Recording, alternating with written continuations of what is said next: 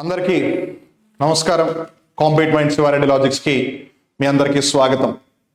September 9, 2024 SSC CGL tyre 1 యొక్క మొదటి రోజు. సెప్టెంబర్ 9వ తారీఖు నుంచి సెప్టెంబర్ 26వ తారీఖు వరకు, అంటే ఆల్మోస్ట్ ఇంకా సెప్టెంబర్ నెలలో మిగిలిన అన్ని రోజులు కూడా ఎస్ఎస్సి సిజిఎల్ యొక్క మాహోలే ఉంటుంది. తర్వాత మళ్ళీ మనకి ఎంటీఎస్ ప్రారంభం అవుతుంది. సో ఎంటీఎస్ తర్వాత సంగతి చూద్దాం, కానీ ముందైతే రాబోయే షిఫ్ట్లు అవ్వచ్చు, లేదు రాబోయే రోజుల్లో ఏవైతే జరగబోయే షిఫ్ట్లు ఉన్నాయో వాటికి సంబంధించి అసలు ఇవాళ మొట్టమొదటి రోజు, మొట్టమొదటి షిఫ్ట్ ఏ విధమైన ప్రశ్న అడిగారు, పరిస్థితి ఏ విధంగా ఉంది అని. Well, before getting into further details, let me give you a brief idea that in జనరల్గా సాధారణంగా ఎప్పుడూ కూడా ఫస్ట్ షిఫ్ట్ లేదు ఫస్ట్ డే యొక్క షిఫ్ట్స్ కూడా కంపారిటివ్గా కొంచెం ఈజీగానే ఉంటాయి. ఐ రిపీట్, కంపారిటివ్గా కొంచెం ఈజీగానే ఉంటాయి. And as the day keeps going further and further, the chances might be there that it might be turning into moderate or sometimes even a bit more difficult as well. You never know. But end of the day, ఏది ఏమైనా ఆలస్యం చేయకుండా ఏ విధమైన ప్రశ్నలు వచ్చాయి, ఏ విధంగా ప్రశ్నలు అడుగుతున్నారని తెలుసుకుని మనం మిగిలిన షిఫ్ట్లు అవ్వచ్చు, లేదు మిగిలిన రోజుల యొక్క షిఫ్ట్లు అవ్వచ్చు, వాటి యొక్క ప్రిపరేషన్ చూసేద్దాం. అండ్ ఈ వీడియోని మీరు ఎంతమందికి షేర్ చేయగలిగితే అంతమందికి షేర్ చేయండి, సో దట్ ఎవరైతే ఎస్ఎస్సి సిజిఎల్ పరీక్షకు ప్రిపేర్ అవుతున్నారో వాళ్ళందరికీ ఇది ఖచ్చితంగా ఉపయోగపడుతుంది. అండ్ ఈ వీడియో చూస్తున్న మీకు కూడా ఉపయోగపడుతుందని భావిస్తున్నాను. సో వివరాల్లోకి వెళ్తే కనుక ముందుగా వాళ్ళు అడిగిన ఒక క్వశ్చన్ ఏంటి అని అంటే ప్రాజెక్ట్ టైగర్కి సంబంధించి. ఏంటిది? Project tiger. ఇక్కడ మనం జాగ్రత్తగా గమనిస్తే ప్రాజెక్ట్ టైగర్ ఎప్పుడు వచ్చింది, ఎప్పుడు లాంచ్ అయింది? 1973. ఇన్ఫ్యాక్ట్ 2023లో ఇది లాంచ్ అయ్యి 50 సంవత్సరాలు అయింది అనే కదా ఇంటర్నేషనల్ బిగ్ క్యాట్ అలయన్స్ ని తీసుకొచ్చారు, అంతర్జాతీయ పెద్ద పులుల కూటమి. సో అది 2023లో తీసుకొచ్చారు 7 బిగ్ క్యాట్స్. సో 1973లో ప్రాజెక్ట్ టైగర్ లాంచ్ అయింది. ఎందులో భాగంగా లాంచ్ అయింది? వైల్డ్ లైఫ్ ప్రొటెక్షన్ యాక్ట్ 1972 ప్రకారం, వైల్డ్ లైఫ్ ప్రొటెక్షన్ యాక్ట్ 1972 ప్రకారం ఇది తీసుకురాబడింది. ఏది? ఈ ప్రాజెక్ట్ టైగర్ అనేది. అలానే టైగర్ మన భారతదేశం యొక్క జాతీయ జంతువు కూడా. ఇక్కడ మనం జాగ్రత్తగా గమనిస్తే ఈ కార్యక్రమం యొక్క నిర్వహణ కోసం వ్యవహరిస్తున్న మంత్రిత్వ శాఖ ఏది అని అంటే ministry of environment, forest and climate change. పర్యావరణం, అడవులు మరియు వాతావరణ మార్పుల యొక్క మంత్రిత్వ శాఖ ఏదైతే ఉందో దానికి సంబంధించి ఒక స్టాట్యుటరీ బాడీ ఉంది. ఒక స్టాట్యుటరీ బాడీ అంటే ఒక చట్టబద్ధ సంస్థ. ఆ చట్టబద్ధ సంస్థ ఏంటిది? NTCA, national tiger conserving authority. So ఇది జాతీయ స్థాయిలో పులుల యొక్క సంరక్షణకి కోసం వర్క్ చేస్తూ ఉంటుంది, national tiger conserving authority. So వీళ్ళు ఈ పులుల సంరక్షణ చూసుకుంటూ ఉంటారు. ఇండియాలో as of now we speak 54 tiger reserves ఉన్నాయి. అన్నిటికంటే పెద్దది మన Nagarjuna Sagar Srisailam tiger reserve. That is the thing. ఇక్కడ మనం జాగ్రత్తగా గమనిస్తే ప్రాజెక్ట్ టైగర్ గురించి అడిగారు కాబట్టి మిగిలినవి ఏమున్నాయని మనం గమనించాం అనుకోండి. ఒకవేళ ప్రాజెక్ట్ ఎలిఫెంట్ ఉంది, అలానే మనకి ప్రాజెక్ట్ లయన్ ఉంది, అలానే ప్రాజెక్ట్ హంగుల్ ఉంది, అలానే ప్రాజెక్ట్ రైనో ఉంది, అలానే ప్రాజెక్ట్ స్నో లెపర్డ్ ఉంది, అలానే క్రొకడైల్ కన్జర్వేషన్ ప్రాజెక్ట్ కూడా ఉంది. Crocodile conservation project. ఒక విధంగా మనం దీన్ని సింపుల్ గా గుర్తుపెట్టుకోవడానికి ప్రాజెక్ట్ క్రొకడైల్ అని కూడా చెప్పచ్చు. ఇక్కడ మనం జాగ్రత్తగా గమనిస్తే ప్రాజెక్ట్ ఎలిఫెంట్ వచ్చింది 1992, 1992లో. Project lion 2015, project hangul 1970, project rhino వచ్చేసి 2005, అలానే ప్రాజెక్ట్ స్నో లెపర్డ్ వచ్చేసి 2009, అలానే క్రొకడైల్ కన్జర్వేషన్ ప్రాజెక్ట్ వచ్చేసి 1975. ఇక్కడ మనం జాగ్రత్తగా గమనిస్తే ప్రాజెక్ట్ టైగర్ 1973, అది మోస్ట్లీ అందరికి గుర్తుంటుంది. మిగిలిన కూడా చూసుకోండి. Project elephant 1992, project lion 2015, project hangul 1970. అంటే ప్రాజెక్ట్ టైగర్ కన్నా ముందు ప్రాజెక్ట్ హంగుల్ వచ్చింది. సో జాగ్రత్తగా గుర్తుపెట్టుకోండి. తర్వాత project rhino 2005, project snow leopard 2009, crocodile conservation project 1975. So వీటన్నిటిలో కూడా రీసెంట్ గా ఉన్నది is the project line. Okay, ఆ విధంగా గుర్తుపెట్టుకునే ప్రయత్నం చేయండి. మరి తర్వాత రెండో ప్రశ్న చూస్తే కనుక తర్వాత అంటే రెండు అంటే ఇది రెండో ప్రశ్న అని కాదు, ఇన్ జనరల్ గా ఏవేవైతే క్వశ్చన్స్ మనకి డిఫరెంట్ సోర్సెస్ ద్వారా ఇటు స్టూడెంట్స్ దగ్గర నుంచి అవ్వచ్చు, ఇటు ఇంటర్నెట్ నుంచి అవ్వచ్చు, లేదు డిఫరెంట్ వెబ్సైట్స్ అవ్వచ్చు, what ever agencies that we could get, of course authentic sources, and వీటిని మేము తర్వాత మళ్ళీ రీకన్ఫర్మ్ చేసుకుని మీకు చెప్తూ ఉన్నాము. ఇక్కడ మనం జాగ్రత్తగా గమనిస్తే తమిళనాడు రాష్ట్రం యొక్క ముఖ్యమంత్రి ఎవరు అని అడిగారు. ఇది చాలా స్ట్రైట్ ఫార్వర్డ్ క్వశ్చన్ అని చాలా మంది అనుకుంటారు. బట్ ద థింగ్ ఇస్ 2023లో తమిళనాడు రాష్ట్రం యొక్క ముఖ్యమంత్రి ఎవరు అని అన్నారు. ఈ లెక్కన రేపు అన్న రోజు 2022లో తెలంగాణ రాష్ట్రానికి ముఖ్యమంత్రి ఎవరు, లేదు 2021లో ఆంధ్రప్రదేశ్ రాష్ట్రానికి ముఖ్యమంత్రి ఎవరు అని ఈ విధంగా కూడా ప్రశ్న అడిగే అవకాశం ఉంటుంది. సో 2023 తమిళనాడు స్టేట్ యొక్క చీఫ్ మినిస్టర్ ఎవరు అని మనం జాగ్రత్తగా గమనిస్తే ఎంకే స్టాలిన్ గారు. ఎంకే స్టాలిన్ గారు is the chief minister of Tamil Nadu in 2023. అలానే ఆయన ఏ పార్టీకి చెందిన వ్యక్తి? డిఎంకే.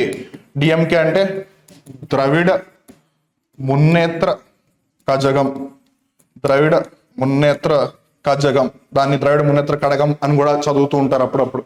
సో ఇక్కడ మనం జాగ్రత్తగా గమనిస్తే ఇక్కడ మీరు మోస్ట్ ఇంపార్టెంట్లీ గుర్తుపెట్టుకోవాల్సింది 2024లో ఎలక్షన్స్ జరిగాయి. సో ఖచ్చితంగా పొలిటికల్ పార్టీస్ కి సంబంధించో, ఆ పార్టీస్ కి సంబంధించిన అధినేతల గురించో, లేదు రీజనల్ పార్టీస్ ఏమన్నా గవర్నమెంట్ ఫామ్ చేసినా, లేదు చీఫ్ మినిస్టర్స్ వారిన, ఇవన్నీ కూడా అడిగే అవకాశం ఉంటుంది.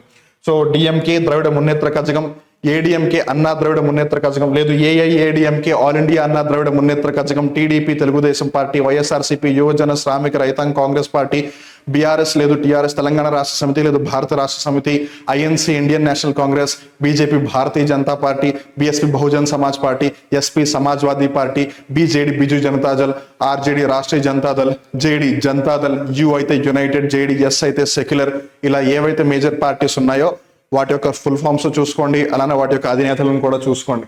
Fine, that is the thing. Okay. So తర్వాత గమనిస్తే గనక నీల్ దర్పణ్. సో ఈ నీల్ దర్పణ్ ని రచించింది ఎవరు అని అడగడం అయితే జరిగింది. ఇక్కడ మనం జాగ్రత్తగా గమనిస్తే Neel Darpan was written by whom? Neel Darpan was written by. So మనకి ఇక్కడ బుక్స్ అండ్ ఆథర్స్ కేటగిరీకి సంబంధించిన question. So Neel Darpan was written by whom? Dinabandhu మిత్ర.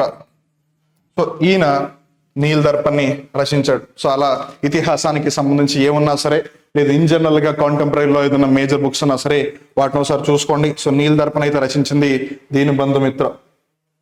తర్వాత మనం జాగ్రత్తగా గమనిస్తే రిడాక్స్ రియాక్షన్ గురించి ఒక క్వశ్చన్ అడిగారు. So pure chemistry based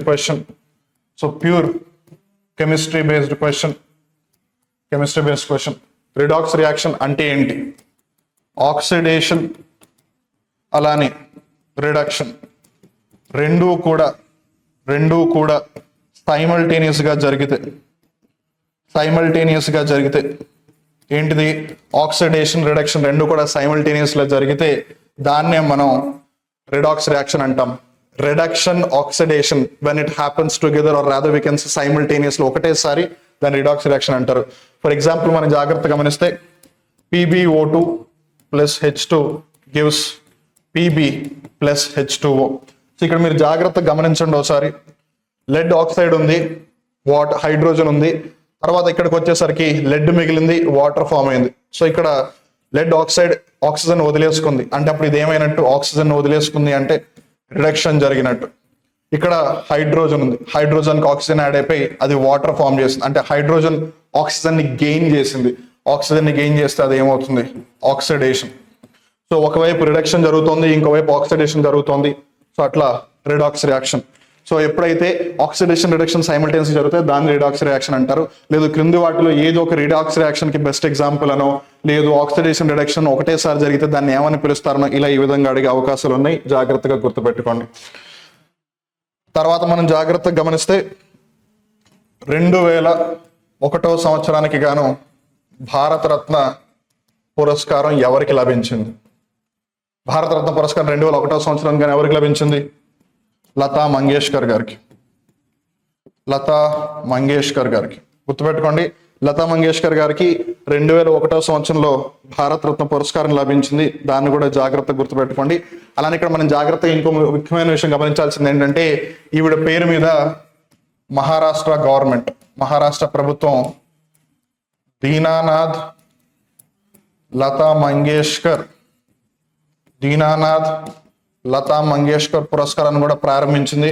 so 2023లో Suresh గారికి దక్కింది, 2024లో నరేంద్ర మోదీ గారికి దక్కింది. సో మహారాష్ట్ర స్టేట్ గవర్నమెంట్ ఇస్తోంది దీనానాథ్ లతా మంగేష్కర్ పురస్కారం. But nevertheless that's an supplemented aspect of the question అని చెప్పొచ్చు. బట్ లతా మంగేష్కర్ గారికి 2001 సంవత్సరంలో భారత రత్న పురస్కారం వచ్చింది. సో ఇక్కడ మనం జాగ్రత్తగా గమనిస్తే 2001 సంవత్సరంలో ఎవరికి వచ్చిందని అడగచ్చు, లేదు లతా మంగేష్కర్ గారికి భారత రత్న పురస్కారం ఏ సంవత్సరంలో వచ్చింది అని అడగచ్చు, ఏ విధంగా అడగచ్చు. So be prepared for all of that. So question exact గా ఇలానే అడుగుతారు అని రూల్ ఏమీ లేదు. క్వశ్చన్ ఏ విధంగా అడగచ్చు. కాకపోతే మొదటి షిఫ్ట్ ఏదైతే జరిగిందో అందులో ప్రశ్నలు ఏ విధంగా వచ్చాయి అనేది ఒక అంచనా ప్రకారం, అంటే మనకి డిఫరెంట్ అథెంటిక్ సోర్సెస్ నుంచి వచ్చిన ఇన్ఫర్మేషన్ బేస్ చేసుకుని ఓకే ఈ విధంగా అడిగి ఉండవచ్చు అని కొన్ని, అండ్ ఈ విధంగా అడిగారు అనుకొని మనకు తెలుస్తుంది అనమాట. సో తర్వాత వచ్చేసి ఉగాండా యొక్క క్యాపిటల్ అడిగారు. సో ఇక్కడ మనం జాగ్రత్తగా గమనిస్తే చాలా మంది క్యాపిటల్స్ కరెన్సీస్ చెప్పినప్పుడు ఏంటి మాస్టర్ ఇవి ఎవరైనా అడుగుతారా అసలు క్వశ్చన్ల కింద అని మీలో చాలా మంది అప్పుడప్పుడు అడుగుతూ ఉంటారు. So here is an example for that. So SSC CGL వంటి పరీక్షలో ఇన్జనరల్ గా అదే సిహెచ్ఎస్లో ఎంటీఎస్ అయితే పెద్దగా ఎవరు పట్టించుకునే వాళ్ళు కాదు. బట్ ఎస్ఎస్సి సిజిఎల్ లో ఉగాండా యొక్క క్యాపిటల్ అడిగారు. సో ఏ కంట్రీ క్యాపిటల్ అని అడగచ్చు, ఏ కంట్రీ కరెన్సీ అని అడగచ్చు. సో కంట్రీస్ అండ్ కరెన్సీస్ ని ఖచ్చితంగా రివైజ్ చేసుకుని వెళ్ళండి. That is the most important. తర్వాత మనం జాగ్రత్తగా గమనిస్తే గనక మహేంద్ర వర్మన్ గురించి ఒక ప్రశ్న అయితే అడిగారు అని తెలుస్తుంది. మహేంద్ర వర్మన్ గురించి ఇక్కడ మనం జాగ్రత్తగా గమనిస్తే ఒకళ్ళ రాజుల గురించి ఏదైనా చెప్పినప్పుడు ఇన్ జనరల్ గా వారు ఏ వంశస్థులు లేదు ఏ కాలంలో ఉన్నారు అని ఈ విధంగా అడిగే అవకాశం ఉంటుంది. సో మనం గనక మహేంద్ర వర్మన్ ఏ కాలం చెందినవాడు అని అంటే గనక 668 AD చెప్పొచ్చు. అలానే ఏ వంశస్థుడు అంటే పల్లవ డైనస్టీ అని చెప్పొచ్చు. సో ఇక్కడ మనం జాగ్రత్తగా గమనిస్తే పల్లవ అంటే ఒక విధంగా తమిళనాడు ఈ ప్రాంతాన్ని పరిపాలించిన వాళ్ళే కదా. మన ఇందాక కూడా చూసుకుంటే కనుక తమిళనాడుకి సంబంధించి ఒక క్వశ్చన్ వచ్చింది. తమిళనాడు దానికి రిలేటెడ్ హిస్టరీలో ఒక ఆస్పెక్ట్ అడుగుతూ ఉన్నారు. సో అలా కొంచెం ఏదో ఒక విధంగా రిలేషన్ ఉండొచ్చు, మనం ప్రతిసారి చెప్పలేం కానీ. బట్ నెవర్దలెస్ ఎవరైతే రాజులు ఉన్నారో వాళ్ళు ఏ వంశస్థులు, అటు ఢిల్లీ సుల్తాన్లు అవ్వచ్చు, మమ్లుక్ డైనెస్టీ లేదు స్లేవ్ డైనెస్టీ అవ్వచ్చు, ఖిల్జీ డైనెస్టీ అవ్వచ్చు, లేదు ఇటువైపు శాతవాహనులు అవ్వచ్చు, కాకతీయులు అవ్వచ్చు, విజయనగర సామ్రాజ్యం అవ్వచ్చు, పల్లవ డైనెస్టీ అవ్వచ్చు, చోళా వంశస్థులు అవ్వచ్చు, లేదు రాష్ట్రకూటులు అవ్వచ్చు, లేదు చాళుక్యులు అవ్వచ్చు, వెంగి డైనెస్టీ అవ్వచ్చు. ఎవరైనా సరే ఆ డైనెస్టీకి సంబంధించిన ముఖ్యమైన రాజులు ఎవరు స్థాపించారు, ఎవరు అందులో ప్రముఖులు, వాళ్ళకు ఉన్న బిరుదులు అవన్నీ కూడా ఒకసారి జాగ్రత్తగా రివైజ్ చేసుకోండి. అలానే హిస్టరీ అన్నాక ఆబ్వియస్ గా మనకి వెంటనే గుర్తుకొచ్చేది బ్యాటిల్, యుద్ధాలు. సో ఇక్కడ మనం జాగ్రత్తగా గమనిస్తే హల్దీ ఘాటీకి సంబంధించిన ఒక ప్రశ్న వచ్చింది. హల్దీ ఘాటీ యుద్ధానికి సంబంధించిన కానీ ఎగ్జాక్ట్ గా క్వశ్చన్ ఏమిటి అనేది మనకి తెలియట్లేదు. బట్ హల్దీ ఘాటీ బ్యాటిల్ కి రిలేటెడ్ గా ఒక క్వశ్చన్ వచ్చిందని మనకు తెలుస్తుంది. అలానే మనం ఇక్కడ జాగ్రత్తగా గమనిస్తే ఇంకో ముఖ్యమైన ఆస్పెక్ట్ ఏంటంటే విశ్వమోహన్ భట్ గారికి, Vishwamohan Bhatt, in short VM Bhatt, ఈయనకి 1994 సంవత్సరంలో ఏ పురస్కారం లభించింది అని అడిగారంట. సో చూస్తుంటే మనం జాగ్రత్తగా గమనిస్తే ఇన్ జనరల్ గా సో అండ్ సో పర్సన్ కి so and so award A year లో ఇస్తారు అని ఇన్ జనరల్ గా అడుగుతారు. మనం అదే ఎక్స్పెక్ట్ చేస్తాం. ఇక్కడ ఉల్టాగా పర్సన్ పేరు చెప్పేసి ఇయర్ పేరు చెప్పేసి ఏ అవార్డు వచ్చిందని అడుగుతున్నారు. మేబీ ఫ్యూచర్ లో లేదు నెక్స్ట్ జరిగే వాటిలో ఇయర్ ఇచ్చేసి అవార్డు ఇచ్చేసి ఎవరికి వచ్చిందని కూడా అడగవచ్చు. Vice versa, whatever be it. So ఇన్నాళ్ళు స్టాండర్డ్ ఇలా ఉండేది, బట్ ఇప్పుడు ఇలా కూడా అడుగుతున్నారు. జాగ్రత్త గుర్తుపెట్టుకోండి దాన్ని. సో ఇక్కడ మనం జాగ్రత్తగా గమనిస్తే గనక ఏదైతే గ్రామీ పురస్కారాలు ఉన్నాయో ఆ గ్రామీ పురస్కారానికి సంబంధించి రీసెంట్ గా మన ఇండియన్ ఒక అతను గెలిచాడు, అంటే ఇండియాకి సంబంధించిన అతను రిక్కీ కెజ్ అని. సో గ్రామీ పురస్కారాలు గ్రామీ అవార్డ్స్. సో గ్రామీ అవార్డ్స్ రీసెంట్ గా గెలిచిన పర్సన్ రిక్కీ కేజ్, ఆయన ఇండియాకి సంబంధించిన వ్యక్తి. సో అలా 1994లో విశ్వమోహన్ భట్ గారు కూడా అదే గ్రామీ పురస్కారాలను గెలుచుకున్నారు. సో ఇప్పుడు గ్రామీ పురస్కారాల గురించి అడిగారు కాబట్టి ఖచ్చితంగా ఆస్కర్స్ గురించి కూడా అడిగే అవకాశం ఉంటుంది. అలానే సినిమాలకి సంబంధించిన నేషనల్ అవార్డ్స్ గురించి కూడా అడిగే అవకాశం ఉంటుంది. అలానే దాదాసాహెబ్ ఫాల్కే అవార్డ్స్ గురించి కూడా అడిగే అవకాశం ఉంటుంది. అలానే ఫిలింఫేర్ గురించి అడగచ్చు, ఐఫా గురించి కూడా అడగచ్చు. కానీ కంపారిటివ్ గా చూసుకుంటే ఇటు నేషనల్ అవార్డ్స్, ఆస్కర్స్, గ్రామీస్, అలానే దాదాసాహెబ్ ఫాల్కేతో పోల్చుకుంటే వీటికి సిగ్నిఫికెన్స్ కొంచెం తక్కువ, కానీ యూ నెవర్ నో, అడగవచ్చు. సో ఎందుకైనా మంచిది ముందు వీటిని అయితే కవర్ చేయండి, తర్వాత వాటి దగ్గరికి వెళ్ళండి. తర్వాత గమనిస్తే కనుక one of the easiest question అని చెప్పాలి, బీసీసీఐ యొక్క హెడ్ క్వార్టర్స్ అని అంటున్నారు. బీసీసీఐ యొక్క హెడ్ క్వార్టర్స్ ఎక్కడుంది, ఏ నగరంలో ఉంది అని అడుగుతున్నారు. సో బీసీసీ యొక్క హెడ్ క్వార్టర్స్ ఎక్కడుంది అని మనం జాగ్రత్తగా గమనిస్తే ఇది ముంబైలో ఉంది. దీని యొక్క స్థాపన ఎప్పుడు జరిగింది? 1928. ఇంతకీ బీసీసీఐ అంటే ఏంటి? Board of control for cricket in India. So ప్రస్తుతం బీసీసీఐ యొక్క ప్రెసిడెంట్ ఎవరు? రోజర్ బిన్నీ గారు. సెక్రటరీ ఎవరు? జై షా గారు. ఈయన రీసెంట్ గా ఐసీసీకి చైర్మన్ గా కూడా యునానిమస్ గా ఎన్నికయ్యారు. డిసెంబర్ 2024 నుంచి జైషా గారు ఐసీసీకి చైర్మన్ గా వ్యవహరిస్తారు. సో బీసీసీ యొక్క హెడ్ క్వార్టర్స్ ఎక్కడ ఉంది? ముంబై. స్థాపన 1928. జాగ్రత్త గుర్తుపెట్టుకోండి. అలానే ఇండియా T20 వరల్డ్ కప్ కూడా గెలిచింది 2024. ఎక్కడ? వెస్టిండీస్ లో జరిగింది ఫైనల్. ఎక్కడ? బార్బడాస్ లో జరిగింది ఫైనల్. ఇండియా ఎవరితో ఆడింది? సౌత్ ఆఫ్రికాతో ఆడింది. ఇండియా యొక్క కెప్టెన్ ఎవరు? రోహిత్ శర్మ. ఇవి కూడా జాగ్రత్తగా గుర్తుపెట్టుకోండి. తర్వాత వచ్చేసి మనం జాగ్రత్తగా గమనిస్తే టైమ్స్ మ్యాగజైన్ కి సంబంధించి మనకి ఎగ్జాక్ట్ గా తెలియదు క్వశ్చన్ ఏంటి అని, బట్ టైమ్స్ మ్యాగజైన్ కి సంబంధించి మోస్ట్ ఇన్ఫ్లుయెన్షియల్ పర్సన్ అని అయ్యుండొచ్చు అని అనుకుంటున్నాం మనం. మోస్ట్ ఇన్ఫ్లుయెన్షియల్ పర్సన్ ఆఫ్ 2021 అని అన్నారు. సో ఇక్కడ మనం జాగ్రత్తగా గమనిస్తే ఇండైరెక్ట్ గా ఒక మైండ్ బ్లాక్ బాస్టర్ అయ్యే విధంగా ఒక క్వశ్చన్ ఇచ్చారు. ఎందుకనంటే times magazine most influential person వరకు ప్రశ్న బాగానే ఉంది, కానీ వాళ్ళు అడిగింది ఏంటి చూడండి ఒకసారి. 2021 అని అంటున్నారు. మనం 2024 ఆల్రెడీ సగం దాటి వచ్చేసాం ముందుకి. ఇంకో 4 నెలలు అయితే ఈ సంవత్సరం కూడా అయిపోతుంది. వాళ్ళు 2021 అడుగుతున్నారు. దీన్ని బట్టి మనం అర్థం చేసుకోవాల్సింది ఏంటి?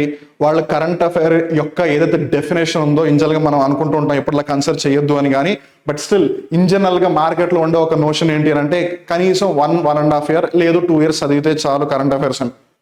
దాన్ని చెరిపేశారు వాళ్ళు ఆ స్టాండర్డ్ ని. సో 3 years వెనక్కి వెళ్తున్నారు. అండ్ ఆబ్వియస్ గా 2021 లో మోస్ట్ ఇన్ఫ్లుయెన్షియల్ పర్సన్ ఎవరు అని అడిగారంటే ఖచ్చితంగా అది ఎవరో బాగా ఇన్ఫ్లుయెన్షియల్ పర్సన్ అంటే ఏదో ప్రైమ్ మినిస్టరో లేదు ప్రెసిడెంట్ అలాంటి వ్యక్తులు అయి ఉండాలి. సో ఏదేమైనా that is one of it's kind అని చెప్పాలి. సో ఇక్కడ మనం తర్వాత క్వశ్చన్ గమనిస్తే కనుక బ్లాక్ సాయిల్ కి సంబంధించిన క్వశ్చన్. సో ఇక్కడ బ్లాక్ సాయిల్ లో బాగా పండే పంట ఏంటి అని మనం కూడా జాగ్రత్తగా గుర్తుపెట్టుకోవాలి. కాటన్. ఇదే బ్లాక్ సాయిల్ ని రీగర్ సాయిల్ అని కూడా పిలుస్తారు, లేదు సెల్ఫ్ ప్లగ్డ్ సాయిల్ అని కూడా పిలుస్తారు. ఇది బసాల్ట్ రీజన్ ఎక్కడ ఉంటుందో అక్కడ ఉంటుంది. బసాల్ట్ రీజన్ ఎక్కడ ఎక్కువ ఉంటుంది అంటే మన ఇండియాలో డెక్కన్ ట్రాప్ లో ఉంటుంది. సో బ్లాక్ సాయిల్ ని రీగర్ సాయిల్, రేగడి నేల, నల్ల రేగడి నేల అని కూడా పిలుస్తూ ఉంటారు. అలానే it is also called as self plugged soil. Basalt reason లో ఉంటుంది. డెక్కన్ ట్రాప్ లో ఎక్కువగా మనం ఐడెంటిఫై చేయొచ్చు. అక్కడ బాగా పండే పంట cotton. That is the thing. So obvious గా ఇప్పుడు ఇక్కడ బ్లాక్ సాయిల్ గురించి అడిగారు అని అంటే రెడ్ సాయిల్ గురించి అడగచ్చు, అలూవియల్ సాయిల్ గురించి అడగచ్చు, లేదు లెటరైట్ సాయిల్ ఏంటి అని అడగచ్చు, వీటిలో అన్నిటికంటే ఫెర్టైల్ ఏది అని అడగచ్చు, లేదు ఒక so and so particular crop A soil ఎక్కువగా గ్రో అవుతుంది అని అడగచ్చు, లేదు so and so soil A particular place లో ఎక్కువగా మనకి అవైలబుల్ గా ఉంటుంది అని కూడా అడగవచ్చు. జాగ్రత్తగా గుర్తుపెట్టుకోండి. సో తర్వాత మనం జాగ్రత్తగా గమనిస్తే లట్మార్ హోలీ, ఇది ఒక ఫెస్టివల్. లట్మార్ హోలీ, ఈ లట్మార్ హోలీ అనే ఫెస్టివల్ ని ఎక్కడ జరుపుకుంటారు అని అడగడం కూడా జరిగింది. సో ఇక్కడ మనం జాగ్రత్తగా గమనిస్తే ఇదే ఈ లట్మార్ హోలీ ఏదైతే ఉందో దీన్ని లట్మార్ బర్సానా లేదు లట్ భర్సానా అని కూడా అంటూ ఉంటారు. సో ఇక్కడ మనం జాగ్రత్తగా గమనిస్తే ఉత్తరప్రదేశ్ రాష్ట్రానికి సంబంధించిన మథురా ప్రాంతం ఏదైతే ఉందో ఈ ఉత్తరప్రదేశ్ రాష్ట్రానికి సంబంధించిన ఈ మథురా ప్రాంతంలో ఈ లట్మార్ హోలీ అనేది జరుపుకుంటూ ఉంటారు. ఒక విధంగా ఇది ప్రాంతీయ పండుగ అని చెప్పాలి. సో అప్పుడు మీకు ఏం గుర్తుకు రావాలి? వెంటనే ఏవైతే నేషనల్ ఫెస్టివల్స్ ఉన్నాయో, ఏవైతే స్టేట్ ఫెస్టివల్స్ ఉన్నాయో, ఏవైతే ఫోక్ ఫెస్టివల్స్ ఉన్నాయో వాటన్నిటినీ కూడా మరొక్కసారి పేజీలు తిరగేయాలి, మీరు బాగా గుర్తుపెట్టుకోవాలి అని. తర్వాత మనం జాగ్రత్తగా గమనిస్తే కనుక సైన్స్ అండ్ టెక్నాలజీకి సంబంధించి ఒక క్వశ్చన్ వచ్చింది అని మనకు తెలుస్తుంది, కానీ ఆ సైన్స్ అండ్ టెక్నాలజీకి సంబంధించిన క్వశ్చన్ ఏంటి అని క్లియర్గా తెలియట్లేదు. But never the less science and టెక్నాలజీని చూడు క్వశ్చన్ అడిగే అవకాశం ఉంది అని మనకి స్పష్టంగా తెలుస్తుంది. తర్వాత ఇక్కడ మనం జాగ్రత్తగా గమనిస్తే కనుక పల్సెస్ పప్పు దినుసులు, పల్సెస్ పప్పు దినుసులు ఎక్కువగా పండే రాష్ట్రం. Leading production of pulses in India A state అని అడుగుతున్నారు? మధ్యప్రదేశ్. ఏం ప్రదేశ్? మధ్యప్రదేశ్.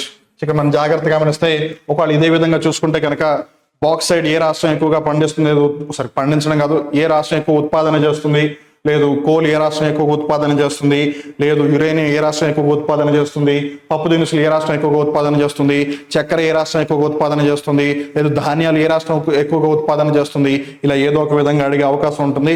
సో అందుకని మినరల్స్, ఓర్స్ ఏవైతే ఉన్నాయో వాటిలో లీడింగ్ ప్రొడ్యూసర్ స్టేట్ ఏది, అలానే రిజర్వ్స్ ఏ రాష్ట్రంలో, నిల్వలు ఏ రాష్ట్రంలో ఎక్కువగా ఉన్నాయి వాటిని కూడా ఒకసారి లుక్ చేసేయండి. తర్వాత మనం జాగ్రత్తగా గమనిస్తే గోల్ఫ్ కోర్స్కి సంబంధించి ఒక క్వశ్చన్ వచ్చింది అని అంటున్నారు. బట్ ఆ గోల్ఫ్ కోర్స్ ఏంటి మనకి క్లియర్గా ఐడెంటిఫై అవ్వట్లేదు. బట్ గోల్ఫ్ కోర్స్ అయితే జాగ్రత్తగా గుర్తుపెట్టుకోండి. తర్వాత బుద్ధ్ ఇంటర్నేషనల్ సర్క్యూట్ గురించి కూడా ఒక ప్రశ్న అడగడం అయితే జరిగింది. బుద్ధ్ ఇంటర్నేషనల్ సర్క్యూట్ ఏంటిది? బేసిక్గా ఒకప్పుడు ఫార్ములా వన్ కి ఇప్పుడు రీసెంట్ గా మోటో జీపీకి ఇండియాలో ఉన్న వెన్యూ అది. అఫ్ కోర్స్ ఫార్ములా 1 రేసెస్ ఇప్పుడు కూడా కండక్ట్ చేయొచ్చు, కానీ we don't have the agreement right now. So ఒకప్పుడు ఒక 3-4 సంవత్సరాల పాటు ఫార్ములా 1 ఇండియాలో కండక్ట్ చేశారు. ఈ బుద్ధ్ ఇంటర్నేషనల్ సర్క్యూట్ ఏదైతే ఉందో గ్రేటర్ నోయిడాలో ఉంది. ఈ గ్రేటర్ నోయిడా ఉత్తరప్రదేశ్ లో ఉంది. సో ఉత్తరప్రదేశ్లోని గ్రేటర్ నోయిడాలో ఈ బుద్ధ్ ఇంటర్నేషనల్ సర్క్యూట్ ఉంది. అక్కడ ఒకప్పుడు ఫార్ములా 1 కండక్ట్ చేశారు. మోటో జీపీ రీసెంట్ కండక్ట్ చేశారు ఒక 1 year బ్యాక్. అలానే మనం రీసెంట్ గా కూడా కరెంట్ అఫైర్స్ లో డిస్కస్ చేసాం. చెన్నైలో ఫార్ములా 4 యొక్క రేస్ కూడా జరిగింది. And Chennai is a street circuit. Chennai formula 4 జరిగింది స్ట్రీట్ సర్క్యూట్ లో అయితే, హైదరాబాద్ లో ఫార్ములా ఏదైతే 2 సార్లు జరిగిందో అది కూడా స్ట్రీట్ సర్క్యూట్ అయితే, కానీ గ్రేటర్ నోయిడాలో ఉన్న బుద్ధ్ ఇంటర్నేషనల్ సర్క్యూట్ మటుకు it's racing circuit, it's not a street circuit. దాన్ని ప్రాపర్ గా రేసింగ్ కోసం నిర్మించారు. సో తర్వాత మనం జాగ్రత్తగా గమనిస్తే మ్యూజిక్ కి సంబంధించిన ప్రశ్నలు వస్తూ ఉన్నాయని మనకు తెలుస్తుంది. సో క్వశ్చన్ ఏంటి అంటే లక్నో ఘరానా గురించి ఒక ప్రశ్న అడిగారని తెలుస్తుంది. సో లక్నో ఘరానా గురించి అడిగారు అంటే మ్యూజిక్ గురించి ఖచ్చితంగా అడిగినట్టే లెక్క. ఇక మనం జాగ్రత్తగా గమనిస్తే గ్వాలియర్ ఘరానా, జైపూర్ ఘరానా, లక్నో ఘరానా, అలా ఏవైతే ఈ ఘరానాలు ఉన్నాయో ఆ ఘరానాల గురించి కూడా జాగ్రత్తగా తెలుసుకునే ప్రయత్నం చేయండి. బనారస్ ఘరానా, ఇవన్నీ కూడా.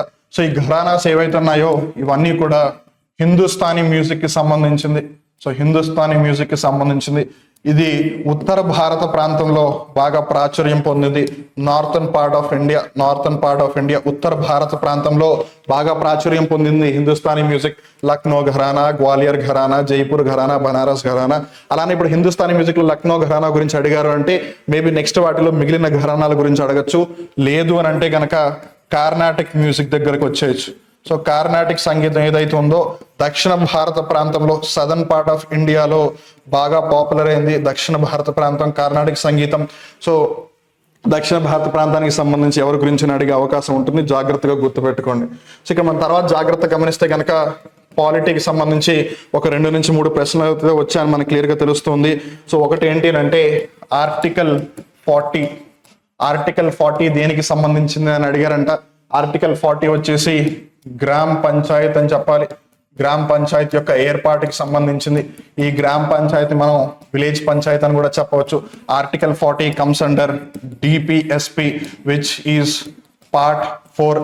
రాజ్యాంగంలోని 4వ భాగం డిపిఎస్పి. ఆర్టికల్స్ పరంగా చూసుకున్నట్టయితే 36 నుంచి 51 డిపిఎస్పి ఉంటాయి. సో ఆర్టికల్ 40 దేనికి సంబంధించిన అడిగారు, గ్రామ పంచాయతీకి సంబంధించింది. ఇది పాలిటీ నుంచి వచ్చిన ఒక ప్రశ్న. అలానే పాలిటీ నుంచి వచ్చిన ఇంకో ప్రశ్న ఏంటి అని గమనిస్తే కనుక ఆర్టికల్ 32 గురించి అడిగారు విచ్ ఈస్ కాన్స్టిట్యూషనల్ రెమెడీస్ అంటే ఏంటి? రాజ్యాంగపు పరిహారపు హక్కు. రాజ్యాంగం ఒకవేళ ఏవైతే అంశాలు ఉన్నాయో వాటికి ఉల్లంఘన జరిగింది అని అంటే, అండ్ మోర్ ఓవర్ ఈ ఆర్టికల్ 32 కూడా ప్రాథమిక హక్కులకి సంబంధించింది, అంటే fundamental rights. So fundamental rights కి సంబంధించి ఆర్టికల్ 32 అనేది ఆత్మ వంటిది. It is the soul of the fundamental rights, soul of the Indian constitution అని చెప్పింది ఎవరు? డాక్టర్ బిఆర్ అంబేద్కర్ గారు. సో వీటికి సంబంధించిన ఒక ప్రశ్న వచ్చింది అని అంటున్నారు. అలానే ఇది ఒకవేళ సుప్రీంకోర్టు కింద చూసుకున్న ఆర్టికల్ 226 హైకోర్టుకి సంబంధించి ఏదైతే రిట్స్ ఇష్యూ చేసే ఆస్పెక్ట్ ఉంటుందో దాని కిందకు వచ్చేస్తుంది. సో దాన్ని కూడా జాగ్రత్తగా గుర్తుపెట్టుకోండి. అలానే ఇదే పాలిటీకి సంబంధించి మనం జాగ్రత్తగా గమనిస్తే ఆర్టికల్ 124 గురించి కూడా అడిగారంట. ఒక విధంగా అది సుప్రీంకోర్టుకి సంబంధించింది. సో అట్లా సుప్రీంకోర్టుకి సంబంధించి ఆర్టికల్ 124 అడగడం జరిగింది. ఆర్టికల్ 32 కాన్స్టిట్యూషనల్ రెమెడీస్ ప్రకారం సుప్రీంకోర్టు రిట్స్ ఇష్యూ జారీ చేయొచ్చు. ఒకవేళ అదే హైకోర్టు అయితే 226కి వెళ్ళిపోతుంది. సో రిట్స్ గురించి అడిగారు, ఇండైరెక్ట్ గా తెలుస్తుంది మనకి. సో రిట్లు ఏవైతే habeas corpus, mandamus, certiorari, prohibition, quo warranto ఏవైతే రిట్లు ఉన్నాయో వాటికి సంబంధించింది. అలానే ఆర్టికల్ 40 డిపిఎస్పీ గురించి అడిగారు. సో డిపిఎస్పీ గురించి అడిగారు అంటే నెక్స్ట్ ఖచ్చితంగా ఫండమెంటల్ డ్యూటీస్ గురించి కూడా అడిగే అవకాశం ఉంటుంది. ఎందుకంటే ఒక విధంగా ఇక్కడ ఫండమెంటల్ రైట్స్ రిలేటెడ్ క్వశ్చన్ అడిగారు.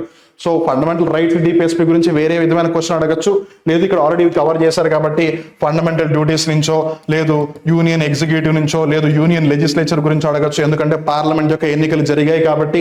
అలానే ప్రెసిడెంట్ కి సంబంధించి ఏదైతే ఎలక్టరల్ కాలేజ్ ఉందో, లేదు ప్రెసిడెంట్ యొక్క ఎన్నిక ఏదైతే ఉందో ప్రక్రియ, దానికి సంబంధించి ప్రెసిడెంట్ యొక్క క్వాలిఫికేషన్స్ ఏముండాలి అని ఇలా కూడా ఒక ప్రశ్న అడిగారు. మనకి స్పష్టంగా అయితే తెలియట్లేదు కానీ బట్ ప్రెసిడెంట్ యొక్క ఎలక్షన్ రిలేటెడ్ ఆస్పెక్ట్ అయితే ఒకటి ఖచ్చితంగా అడిగారని మనకి తెలుస్తుంది. సో ప్రెసిడెంట్ యొక్క క్వాలిఫికేషన్ ఇన్ జనరల్ గా మనం గమనిస్తే కనుక ఆబ్వియస్ గా 35 సంవత్సరాల వయస్సు దాటి ఉండాలి. అలానే లోక్సభ మెంబర్ యొక్క క్వాలిఫికేషన్ గా ఏవైతే ఉంటాయో అవన్నీ ఫుల్ఫిల్ చేయాలి. And obviously most important nationality పరంగా చూసుకుంటే వాళ్ళు ఇండియన్ అయి ఉండాలి, భారతీయులు అయి ఉండాలి first and foremost. So that is the thing. So అట్లా పాలిటీకి సంబంధించి దగ్గర ఒక 3 నుంచి 4 ప్రశ్నలు అడిగారని మనకి స్పష్టంగా తెలుస్తుంది. తర్వాత మనం జాగ్రత్తగా గమనిస్తే కనుక 5-year ప్లాన్స్. 5-year ప్లాన్స్ అంటే ఏంటి?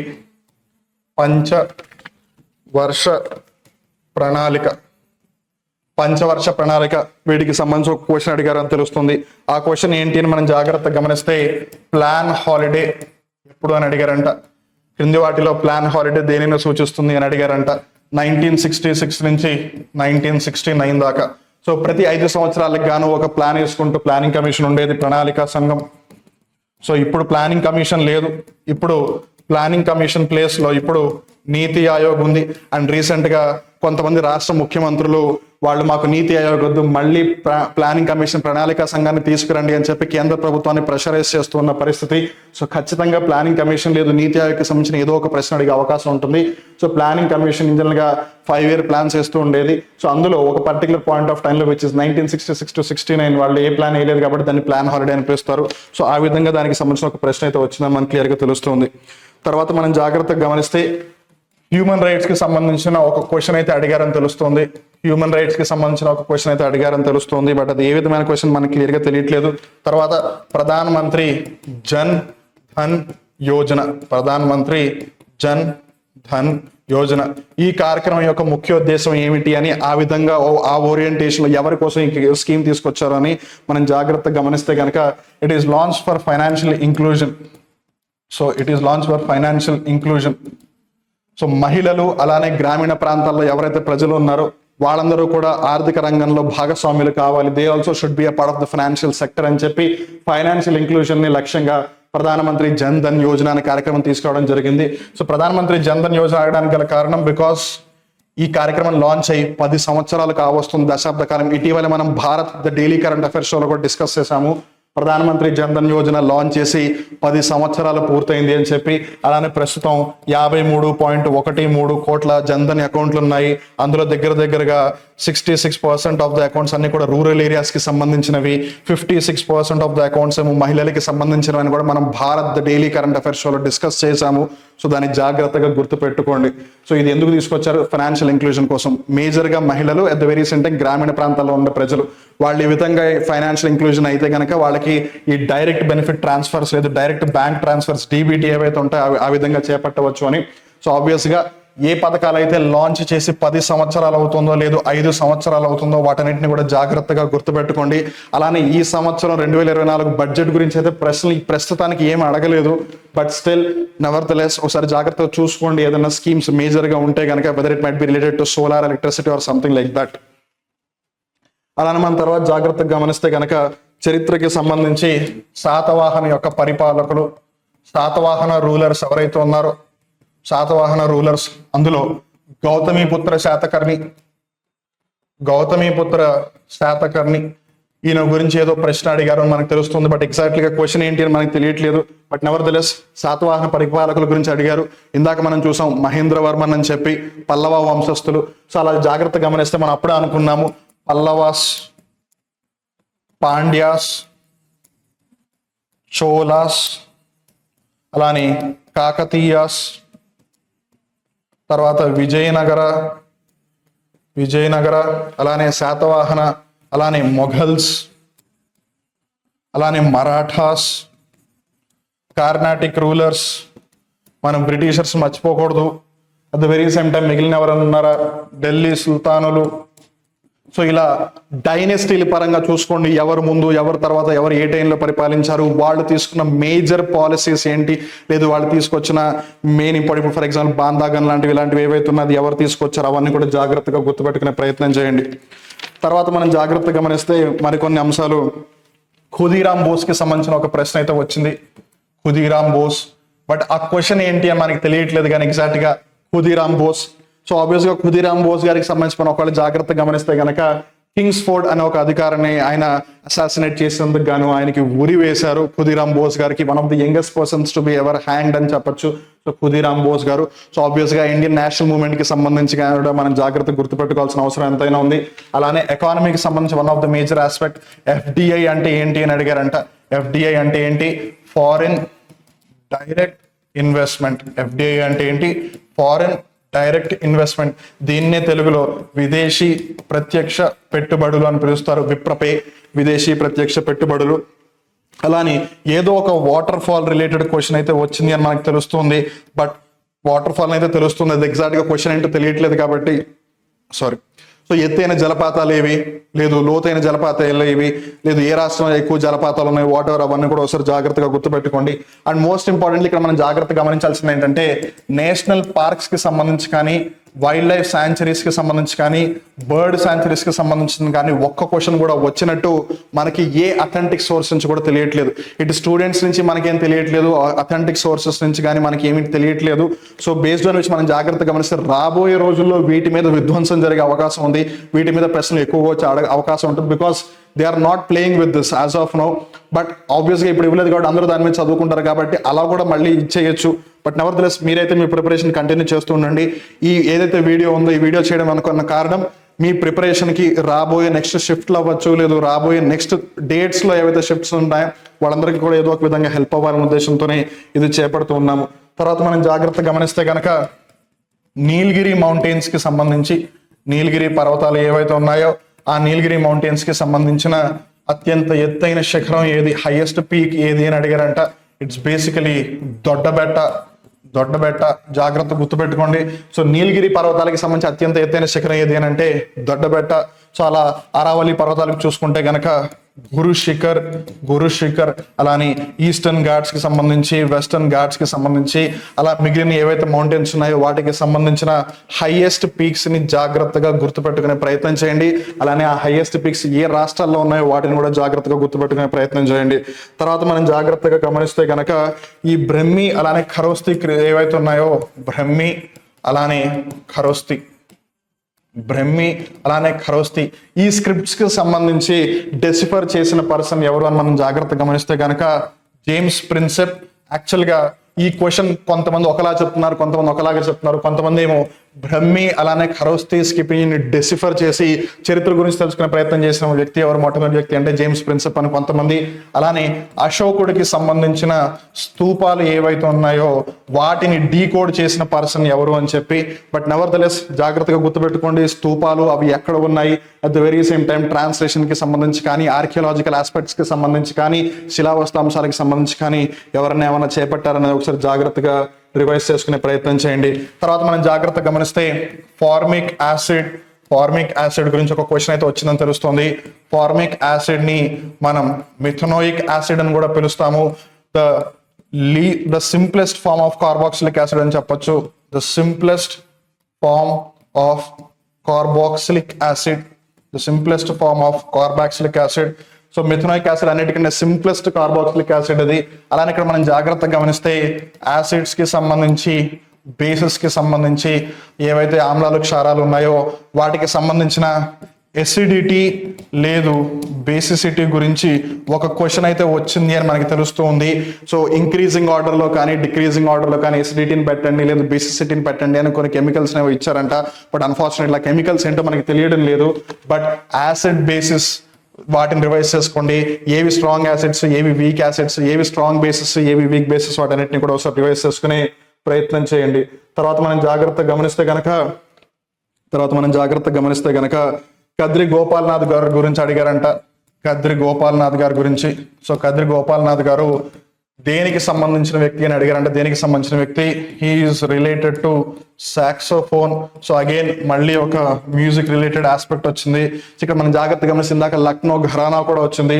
సో మ్యూజిక్ అన్నప్పుడు మీరు గుర్తుపెట్టుకోవాల్సింది ఏంటంటే మ్యూజిక్ రిలేటెడ్ ఎవరెవరికి భారతరత్న పురస్కారం లభించింది, లేదు మ్యూజిక్ కి సంబంధించి హైయెస్ట్ అవార్డ్ ఏంటి, అలానే ఏవైతే మ్యూజికల్ ఇన్స్ట్రుమెంట్స్ ఉన్నాయో వాటికి సంబంధించిన పాపులర్ పర్సన్స్ ఎవరు, ఫేమస్ పర్సన్స్ ఎవరు, వాటిని కూడా జాగ్రత్తగా చూసుకునే ప్రయత్నం చేయండి. అలానే వీళ్ళల్లో ఎవరైనా సరే అన్ఫార్చునేట్లీ ఒకవేళ రీసెంట్ గా మరణించినా లేదు వాళ్ళకి ఏదైనా పురస్కారం ఇచ్చినా ఇలాంటి ఆస్పెక్ట్స్ మరొకసారి రివైజ్ చేసుకుంటూ ఉండండి. అలానే తర్వాత మనం జాగ్రత్తగా గమనిస్తే అరుణాచల్ ప్రదేశ్ రాష్ట్రానికి సంబంధించిన ఒక ఫోక్ డాన్స్ ఏది అని అడిగారంట. అరుణాచల్ ప్రదేశ్ రాష్ట్రానికి సంబంధించి ఫోక్ డాన్స్ అనే కన్నా dance form of Arunachal Pradesh ఇక్కడ మనం జాగ్రత్తగా గమనిస్తే పోపిర్.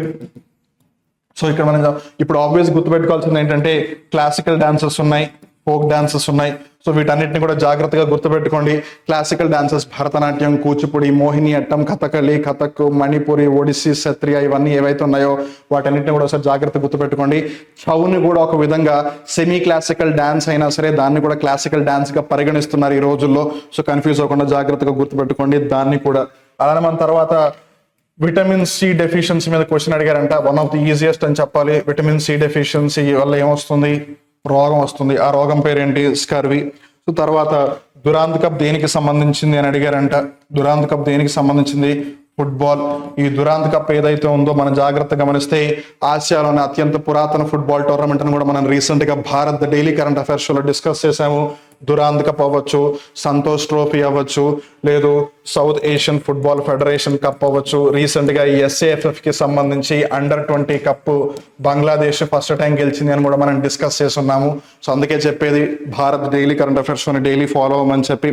But never the less so these were the things that we could get from students and many other different sources. So ఇక్కడ మనం జాగ్రత్తగా గమనిస్తే మళ్ళీ ఒకసారి ఫస్ట్ నుంచి చూసుకుంటే గనక సో మీరు మీ ఫ్రెండ్స్ కూడా షేర్ చేయండి దీని గురించి. సో ముందుగా ప్రాజెక్ట్ టైగర్ గురించి అడిగారు. సో ప్రాజెక్ట్ టైగర్ గురించి ఖచ్చితంగా గుర్తుపెట్టుకోండి, బికాజ్ 50 సంవత్సరాలు పూర్తి చేసుకుంది కాబట్టి.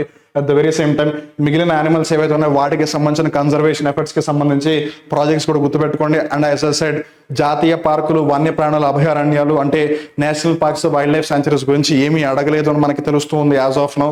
బట్ మేబీ వచ్చే షిఫ్ట్లు లేదు, నెక్స్ట్ డేస్ లో వచ్చే షిఫ్ట్లు అడగచ్చు. సో జాగ్రత్తగా రివైజ్ చేసుకోండి వాటిని కూడా. తర్వాత చీఫ్ మినిస్టర్స్ గురించి అడుగుతూ ఉన్నారు. సో మన తెలంగాణ, ఆంధ్రప్రదేశ్ రాష్ట్రంతో పాటు దక్షిణ భారతం అవ్వచ్చు, లేదు రీసెంట్ గా ఏ రాష్ట్రాలలో అయితే ఎన్నికలు జరిగాయో, ఎక్కడైతే ముఖ్యమంత్రులు మారారో, లేదు జార్ఖండ్ రాష్ట్రంలో ఒక ముఖ్యమంత్రి తర్వాత ఇంకో ముఖ్యమంత్రి తర్వాత మళ్ళీ అదే మంత్రి తిరిగి ముఖ్యమంత్రి పదవిని చేపట్టడం, ఇలా ఏవైతే మార్పులు చేర్పులు చోటు చేసుకుంటున్నారో వాటిని జాగ్రత్తగా గుర్తుపెట్టుకోండి. అండ్ ఆబ్వియస్లీ ఎలక్షన్ జరిగిన సంవత్సరం కాబట్టి ఖచ్చితంగా ఆ విధంగా కూడా అడిగే అవకాశం ఉంటుంది. తర్వాత ఏవైతే పుస్తకాలు, రచయితలు, బుక్స్ అండ్ ఆథర్స్ ఆస్పెక్ట్ ఏదైతే ఉందో దాన్ని కూడా ఒకసారి జాగ్రత్తగా రివైజ్ చేసుకునే ప్రయత్నం చేయండి. తర్వాత కెమిస్ట్రీకి సంబంధించి రిడాక్స్ రియాక్షన్ అడిగారు. అలానే యాసిడ్స్ అండ్ బేసిస్ గురించి అడుగుతూ ఉన్నారు. సో కెమిస్ట్రీని అయితే అసలు వదిలిపెట్టద్దు. సో కెమిస్ట్రీ క్వశ్చన్ 1 or 2 మనకి క్లియర్గా తెలిసిపోతున్నాయి వచ్చాయని చెప్పి. సో ఇప్పుడు నెక్స్ట్ ఫిజిక్స్, బయాలజీ మీద కూడా ఫోకస్ చేయవచ్చు. లేదు అందరూ ఖచ్చితంగా ఫిజిక్స్, బయాలజీ మీద ఫోకస్ చేస్తారని చెప్పి మళ్ళీ కెమిస్ట్రీ మీద క్వశ్చన్ అడగచ్చు. సో ఏది ఏమైనా సరే జనరల్ సైన్స్ కి సంబంధించిన టాపిక్స్ మీరు అసలు వదిలిపెట్టద్దు. తర్వాత మనం జాగ్రత్తగా గమనిస్తే కనుక భారతరత్న పురస్కారం ఆబ్వియస్లీ 2024లో చాలా మందికి ఇచ్చారు. అండ్ మధ్యలో 1 or 2 years బ్రేక్ కూడా వచ్చింది కాబట్టి 2024లో భారతరత్న పురస్కారం ఎవరికి లభించింది, లేదు రీసెంట్ గా ఎవరెవరికి భారతరత్న పురస్కారం లభించింది, వాళ్ళల్లో ఎవరు ఏ రాష్ట్రాలకి సంబంధించిన వాళ్ళు, అవన్నీ కూడా జాగ్రత్తగా చూసుకోండి. అలానే ఫస్ట్ ఫీమేల్ పర్సన్ ఎవరు, లేదు ఫస్ట్ మ్యూజిషియన్ ఎవరు, లేదు ఫస్ట్ ప్రైమ్ మినిస్టర్ ఎవరు, ఫస్ట్ పోస్ట్మస్లీ ఎవరికి ఇచ్చారు, లేదు ఇన్ జనరల్ గా ఫస్ట్ వచ్చిన పర్సన్ ఎవరు, లేదు ఇలా ఏవైతే భారతరత్న రిలేటెడ్ ఆస్పెక్ట్స్ ఉన్నాయో అవన్నీ కూడా జాగ్రత్తగా గుర్తుపెట్టుకునే ప్రయత్నం చేయండి. అండ్ అలానే ఎవరైతే భారతరత్న పురస్కార గ్రహీతలు ఉన్నారో వాళ్ళలో ఇటీవల కాలంలో ఒకవేళ ఇఫ్ ఇన్ కేస్ అన్ఫార్చునేట్లీ ఎవరైనా మరణించి ఉంటే వాళ్ళ గురించి కూడా ఒకసారి రివైజ్ చేసుకునే ప్రయత్నం చేయండి. Because those are the people who are in the news. So అందుకని తర్వాత మనం జాగ్రత్తగా గమనిస్తే దేశాలు అలానే వాటి యొక్క రాజధానులు వాటి యొక్క కరెన్సీలను కూడా మళ్ళీ ఒకసారి రివైజ్ చేసుకోండి. రీసెంట్గా G20 సమావేశం, రీసెంట్గా ఇన్ ద సెన్స్ పోయిన సంవత్సరం G20 సమావేశాన్ని ఇండియా అధ్యక్షత వహించింది. At the very same time మనం రీసెంట్గా G7 సమావేశం కూడా ఇటు ఇటలీలో జరిగింది. అండ్ సో ఆబ్వియస్గా G20 డిస్కషన్లోనే ఉంటాయి. అండ్ బిమ్స్టెక్ యొక్క సదస్సు కూడా ఒక విధంగా ఇండియాలో జరిగింది. సో అందుకని ఈ ఏవైతే కంట్రీస్ ఉన్నాయో వాటి యొక్క క్యాపిటల్స్ని, వాటి యొక్క కరెన్సీస్ని, వాటి యొక్క నేషనల్ సింబల్స్ని జాగ్రత్తగా రివైజ్ చేసుకోండి. అండ్ అలానే వీలైతే ఆ కంట్రీస్ యొక్క ప్రెసిడెంట్స్ని, ప్రైమ్ మినిస్టర్స్ని కూడా ఒక్కసారి ఒక లుక్ వేసే ప్రయత్నం అయితే చేయండి. తర్వాత రాజులు, వాళ్ళు ఏ వంశానికి చెందిన వాళ్ళు, ఏ సామ్రాజ్యానికి వాళ్ళు అధిపతులు, లేదు ఏ సామ్రాజ్యాన్ని వాళ్ళు స్థాపించారు అనే ఆస్పెక్ట్స్ని కూడా ఒకసారి రివైజ్ చేసుకునే ప్రయత్నం చేయండి. తర్వాత మనం జాగ్రత్తగా గమనిస్తే చరిత్ర అన్నప్పుడు ఆబ్వియస్గా యుద్ధాలు వస్తాయి కాబట్టి సో ఇక్కడ ప్రస్తుతం బ్యాటిల్ ఆఫ్ హల్దీఘాటి లేదా హల్దీఘాటి యుద్ధానికి సంబంధించి ఏదో క్వశ్చన్ అడిగారని తెలుస్తుంది.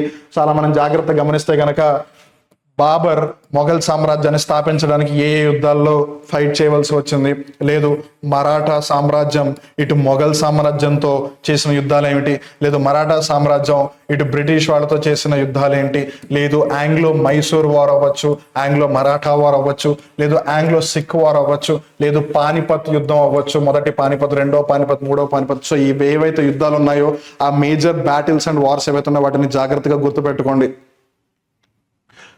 అలానే ఇక్కడ మనం జాగ్రత్తగా గమనిస్తే తర్వాత వచ్చేసి గ్రామీ అవార్డ్స్ రీసెంట్గా ఒక ఇండియన్కి వచ్చింది. సో రీసెంట్గా ఎవరికి వచ్చిందని అందరూ గుర్తుపెట్టుకుంటారు కాబట్టి ఒకానొక పాయింట్ ఆఫ్ టైంలో అదే విధమైన రీతులు ఇంకెవరికైనా వచ్చిందని కూడా మీరు జాగ్రత్తగా గుర్తుపెట్టుకునే ప్రయత్నం చేయండి. సో ఫర్ ఎగ్జాంపుల్ ఇప్పుడు RRRకి ఆస్కర్ లభించింది, RRR నాటు నాటు సాంగ్ గాను. సో అప్పుడు ఆబ్వియస్గా ఇండియన్కి సంబంధించి ఎవరికి ఇంతకు ముందు ఆస్కర్ వచ్చింది అనేది కూడా జాగ్రత్తగా గుర్తుపెట్టుకునే ప్రయత్నం చేయండి. ఫస్ట్ ఆస్కర్ భాను అత్తయ్య గారిని జాగ్రత్తగా గుర్తుపెట్టుకోండి. సో అట్లా ఏదైనా ఒకటి ఉంది అంటే దాని రిలేటెడ్ ఆస్పెక్ట్స్ అన్నిటిని మరొకసారి కవర్ చేసుకోండి. సో గ్రామీ బేస్డ్ క్వశ్చన్ అడిగారు కాబట్టి నెక్స్ట్ టార్గెట్ ఖచ్చితంగా ఆస్కర్స్ మీద ఉంటుంది, లేదు దాదాసాహెబ్ ఫాల్కే పురస్కారం మీద ఉంటుంది, లేదు చలనచిత్ర రంగానికి సంబంధించిన నేషనల్ అవార్డ్స్ మీద ఉంటుంది. If not all of this then definitely it will be on Golden Globes. ఒకవేళ వీటన్నిటి మీద కాకపోతే వాళ్ళు ఖచ్చితంగా గోల్డెన్ గ్లోబ్ ను కూడా టార్గెట్ చేయొచ్చు. గోల్డెన్ గ్లోబ్ కాకపోతే ఇంకా వాళ్ళు ఫిల్మ్ఫేర్, ఐఫా దగ్గరికి వస్తారు. తర్వాత మనం జాగ్రత్తగా గమనిస్తే BCCI ఆబ్వియస్గా వార్తల్లో ఉంది. ఆబ్వియస్గా ఎవరైతే మెన్స్ టీమ్ గెలిచారో వాళ్ళకి 125 crores ప్రైజ్ మనీ ఇచ్చారు. ఇండియా గెలిచింది. At the very same time Women's Premier League successful గా రెండోసారి కూడా కండక్ట్ చేసింది BCCI. సో IPL కంటిన్యూస్ గా 17th or 18th టైం జరిగింది కాబట్టి ఇవన్నీ ఆస్పెక్ట్స్ ఉన్నాయి కాబట్టి. అండ్ మోర్ ఓవర్ BCCI యొక్క సెక్రటరీ జయేషా గారు ఇప్పుడు ICC చైర్మన్ గా అపాయింట్ అయ్యారు. ఆఫ్ కోర్స్ డిసెంబర్ నుంచి బాధ్యతలు స్వీకరిస్తారు, but as of that is the news కాబట్టి వాటి గురించి కూడా ఒకసారి చూసుకోండి. అలానే హాకీకి సంబంధించి అవ్వచ్చు, లేదు టెన్నిస్ కి సంబంధించి అవ్వచ్చు, లేదు ఆబ్వియస్ గా మేజర్ ఆస్పెక్ట్ మనం ఇప్పటి వరకు చూసుకుంది ఏంటంటే ఒలింపిక్స్, పారాలింపిక్స్. ఈ రెండింటిని కూడా ఒకసారి జాగ్రత్తగా లుక్ చేయండి. కాకపోతే పారాలింపిక్స్ ఇంకా జరుగుతూ ఉన్నాయి కాబట్టి మోస్ట్ పాసిబుల్లీ దాని మీద క్వశ్చన్ అడగకపోవచ్చు. బట్ నెవర్తెలెస్ ఒలింపిక్స్ ఫినిష్ అయిపోయింది కాబట్టి ఖచ్చితంగా ఒలింపిక్స్ రిలేటెడ్ కానీ లేదా స్పోర్ట్స్ రిలేటెడ్ కానీ ఏదో ఒక ప్రశ్న అడుగుతారు. అండ్ అన్ఫార్చునేట్లీ ఇండియా ఫీఫా ఏదైతే జరగబోతుందో వరల్డ్ కప్ దానికి క్వాలిఫై అవ్వలేకపోయింది. సో దాని గురించి అడగచ్చు, ఒలింపిక్స్ గురించి ఖచ్చితంగా అడిగే అవకాశం ఉంటుంది. అలానే cricket T20 world cup India గెలిచింది కాబట్టి క్రికెట్కి సంబంధించి ఏదైనా అడిగే అవకాశం ఉంటుంది. సో జాగ్రత్త గుర్తుపెట్టుకోండి వాటన్నిటిని కూడా.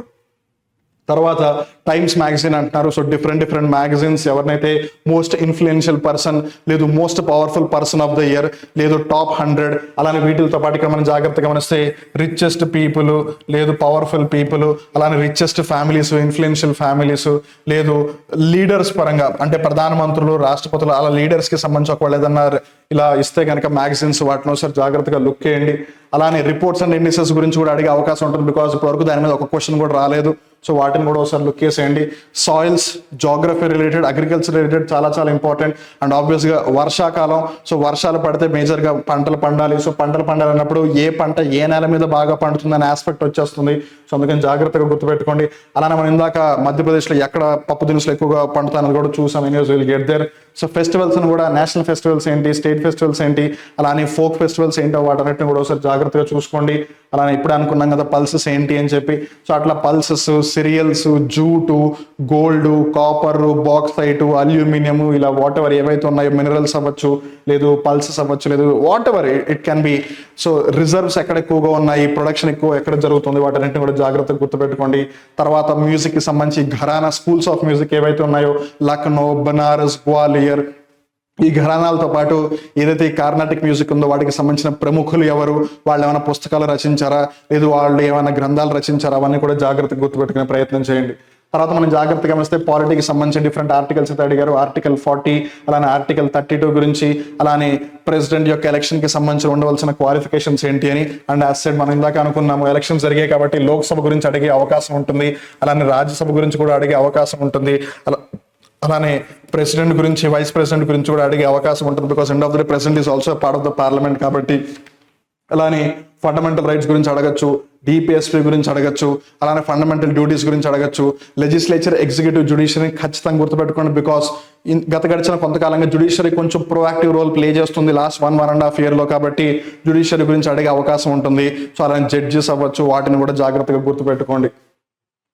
తర్వాత మనం జాగ్రత్తగా గమనిస్తే 5-year ప్లాన్స్. సో రీసెంట్గా మనం ఇందాక అనుకున్నాము, డిఫరెంట్ స్టేట్ చీఫ్ మినిస్టర్స్, వివిధ రాష్ట్రాల యొక్క ముఖ్యమంత్రులు మాకు ఈ నీతి ఆయోగ్ వద్దు, మాకు ప్రణాళిక సంఘం తీసుకువచ్చే పంచవర్ష ప్రణాళికలే కావాలి, లేదా ఆ సంస్థ మళ్ళీ తిరిగి రావాలి అని చెప్తున్నారు. సో అందుకే నీతి ఆయోగ్ గురించి ఒకసారి చూసుకోండి, ప్లానింగ్ కమిషన్ గురించి చూసుకోండి, అండ్ ఆబ్వియస్గా ఎలక్షన్స్ జరిగాయి కాబట్టి ఎలక్షన్ కమిషన్ గురించి చూసుకోండి. అలానే యూనియన్ పబ్లిక్ సర్వీస్ కమిషన్ యొక్క చైర్పర్సన్ ప్రీతి సుదాన్ గారు రీసెంట్గా అపాయింట్ అయ్యారు కాబట్టి దాని గురించి చూసుకోండి. అలానే comptroller and auditor general recent గా సౌదీ అరేబియా, దుబాయ్ ఇలా డిఫరెంట్ కంట్రీస్ తో వాళ్ళు ఒక ఎంఓయూస్ ఎస్టాబ్లిష్ చేస్తున్నారు. సో గిరీష్ చంద్ర ముర్ము గారి దగ్గర నుంచి కాంప్ట్రోలర్ అండ్ ఆడిటర్ జనరల్ గురించి చూసుకోండి. అలానే హ్యూమన్ రైట్స్ కి సంబంధించిన ఒక క్వశ్చన్ వచ్చింది అని అనుకున్నాము. సో హ్యూమన్ రైట్స్ కమిషన్ గురించి తెలుసుకోండి. అలా కాన్స్టిట్యూషనల్ బాడీస్ ఏవి, స్టాచ్యూటరీ బాడీస్ ఏవి, లేదు ఏవి ఒక ఎగ్జిక్యూటివ్ యొక్క రెజల్యూషన్ అంటే కార్యవర్గ తీర్మానం ద్వారా ఏర్పాటైనవి ఏవి, అవన్నీ కూడా ఒకసారి జాగ్రత్తగా చూసుకునే ప్రయత్నం చేయండి. సో తర్వాత మనం జాగ్రత్తగా గమనిస్తే ప్రధానమంత్రి జన్ధన్ యోజన సంబంధించి అసలు ఎందుకు తీసుకొచ్చారు ఆ స్కీమ్ అని అడిగారు. సో ఆబ్వియస్గా ఫైనాన్షియల్ ఇంక్లూజన్ కాబట్టి. అండ్ ఈ మధ్య కాలంలో ఫిన్టెక్ మీద ఫోకస్ ఎక్కువగా ఉంటుంది. సో యూపీఐ గురించి అడిగే అవకాశం ఉంటుంది. సో ఏవైతే స్కీమ్స్ అట్లీస్ట్ ఇంప్లిమెంట్ అయ్యి స్టార్ట్ అయ్యి 5 years అవ్వడమో, లేదు 1 year అవ్వడమో, లేదు 10 years అవ్వడమో అలా ఏమన్నా ఉంటే కనుక వాటన్నిటిని కూడా ఒకసారి జాగ్రత్తగా లుక్ చేయండి. అలానే అవి ఏ మంత్రిత్వ శాఖ ఆధ్వర్యంలో అమలవుతున్నాయి, ఏ సంవత్సరంలో స్టార్ట్ అయ్యాయి, అవన్నీ కూడా జాగ్రత్తగా చూసుకోండి. అలానే వాటి యొక్క మెయిన్ ఆబ్జెక్టివ్, టార్గెట్ గ్రూప్ ఎవరు అనేది కూడా జాగ్రత్తగా గుర్తుపెట్టుకునే ప్రయత్నం చేయండి. తర్వాత ఆబ్వియస్గా హిస్టరీ మనం ఇందాక కూడా చూసాము, డైనెస్టీస్, రూలర్స్, వాళ్ళు తీసుకొచ్చిన ఇంపార్టెంట్ మెజర్స్, లేదు డెవలప్మెంట్స్ అవ్వచ్చు, పాలసీస్ అవ్వచ్చు, అలానే వాళ్ళు నిర్మించిన ఏవైతే హిస్టారికల్ ఆస్పెక్ట్స్ ఉన్నాయో వాటిని కూడా జాగ్రత్త గుర్తుపెట్టుకోండి. ఆ వంశస్థుల ఎస్టాబ్లిష్మెంట్ ఆఫ్ దోస్ డైనస్టీస్ ఎవరు చేశారో దాన్ని కూడా జాగ్రత్త గుర్తుపెట్టుకోండి. తర్వాత ఆబ్వియస్గా ఇండియన్ నేషనల్ మూవ్మెంట్ కి సంబంధించి ఒకటే క్వశ్చన్ వచ్చింది, but nevertheless Indian national movement especially 1857 నుంచి 1947కి ఒక విధంగా, ఎందుకంటే రీసెంట్గా ఇండిపెండెన్స్ డే కూడా జరిగింది కాబట్టి ఖచ్చితంగా దాని గురించి డిస్కషన్ వచ్చే అవకాశం ఉంటుంది. సో వాటిని కూడా ఒకసారి చూడండి. తర్వాత జోగ్రఫీకి సంబంధించిన హైయెస్ట్ పీక్స్ ఏమున్నాయి, హైయెస్ట్ వాటర్ ఫాల్స్ ఏమున్నాయి, వాటిని కూడా జాగ్రత్త గుర్తుపెట్టుకోండి. మౌంటైన్ రేంజెస్ అవ్వచ్చు. అండ్ రీసెంట్గా ఇప్పుడు ఆబ్వియస్గా వర్షాకాలం కాబట్టి మాన్సూన్ గురించి కూడా అడిగే అవకాశం ఉంటుంది, క్లైమేట్ గురించి అడిగే అవకాశం ఉంటుంది, ఏ ఇన్స్ట్రుమెంట్స్ని యూజ్ చేసి వేటిని కొలుస్తారు జోగ్రఫీకి సంబంధించి అది కూడా అడిగే అవకాశం ఉంటుంది. సో వాటిని కూడా ఒకసారి జాగ్రత్త గుర్తుపెట్టుకోండి. అలానే ఆబ్వియస్గా ఇక్కడ కొంచెం ఏన్షియంట్, మిడైవల్ వాటికి రిలేటెడ్ ఆస్పెక్ట్స్ కాబట్టి ఏదైనా వాటికి సంబంధించిన ఇన్వెన్షన్స్ ఉన్నా చూసుకోండి. అండ్ సైన్స్ అండ్ టెక్నాలజీ గురించి మరీ అంతగా ఏం అడగలేదు అని అనిపిస్తుంది, but nevertheless the questions might come. So ఏదేమైనా మళ్ళీ కెమిస్ట్రీకి సంబంధించిన క్వశ్చన్. సో యాసిడ్ బేసిస్ అయితే మీరు వదిలిపెట్టద్దు. Acidity, basicity, increasing order, decreasing order questions solve చేసేటప్పుడు కొంచెం జాగ్రత్తగా ఉండండి. అలానే పీపుల్ ఇన్ న్యూస్ బేసిక్గా జాగ్రత్త గుర్తుపెట్టుకోండి. పీపుల్ ఇన్ న్యూస్ అవ్వచ్చు, లేదా persons associated with so and so field అవ్వచ్చు, వాటిని కూడా జాగ్రత్త గుర్తుపెట్టుకోండి. అలానే స్టేట్స్ వాటి యొక్క ఫేమస్ డ్యాన్స్ ఫామ్స్ లేదా ఫేమస్ కల్చర్ ఏవైతే ఆస్పెక్ట్స్ ఉన్నాయో, అలానే ఇక్కడ స్టేట్ అంటే గుర్తుకొచ్చింది, మనందరం కూడా గుర్తుపెట్టుకోవాల్సిన ఇంకా ఆస్పెక్ట్ ఏంటంటే జిఐ ట్యాగ్స్, భౌగోళిక సూచిక లేదా భౌగోళిక గుర్తింపు తగ్గించుకున్న ట్యాగ్లు ఏవైతే ఉన్నాయో వాటిని కూడా జాగ్రత్త గుర్తుపెట్టుకునే ప్రయత్నం చేయండి. తర్వాత ఇక్కడ vitamin C, vitamin A, water deficiencies ఏవైతే ఉన్నాయో బయాలజీకి సంబంధించి వాటిని కూడా జాగ్రత్తగా గుర్తుపెట్టుకోండి. తర్వాత so that brings us to the end. So మీ అందరికీ కూడా ఒక పెద్ద థ్యాంక్ యూ. సో ఇలానే శివారెడ్డి లాజిక్స్ కాంపీట్ మైండ్స్ని సపోర్ట్ చేస్తూ ఉండండి. అండ్ రిమెంబర్, ఇది కేవలం Shift 1 ఒకటే. మాకు అందే అప్డేట్లను బట్టి మీకు as much as possible authentic information మేము ముందుంచే ప్రయత్నం చేస్తాము. అండ్ ఈ వీడియో మీకు ఉపయోగపడింది అని అనుకుంటున్నాము. ఈ వీడియోని మీకు ఎంతమందికి వీళ్ళకి అంతమందికి షేర్ చేయండి, సో దట్ వాళ్ళ యొక్క SSC CGL ప్రిపరేషన్ అనేది ఖచ్చితంగా ఒక ముఖ్యమైన ఇంపార్టెంట్ పాత్ర వహిస్తుంది. సో మళ్ళీ ఇంకో పేపర్ అనాలిసిస్లో కలుద్దాం. Till then stay tuned to compete minds Sivareddy logics YouTube channel. నమస్కారం and wishing everyone all the very best. Thank you.